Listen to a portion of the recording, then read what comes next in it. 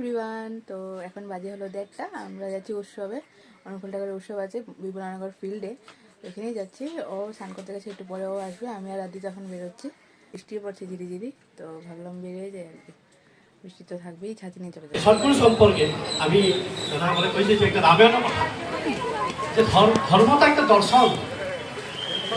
আমি একটা সূক্ষ্ম ব্যাপার, আমি সবাই কিন্তু শিক্ষিত দর্শন।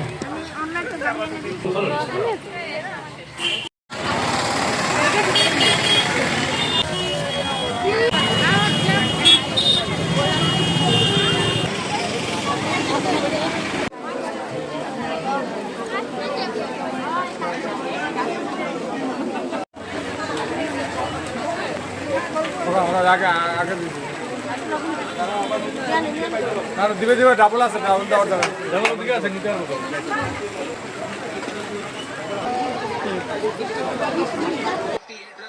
তো আমি আর আদিত্য গেছিলাম, প্রসাদ খেয়ে এসেছি, আর ও গেছিল। এ দেখো, দুজনের ড্রেসের কালার ম্যাচ হয়ে গেছে। খেলাটা দেখছি, খেলা ইন্ডিয়ার খেলা চলছে, দেখে দাও। এখন খেলা দেখবে ও।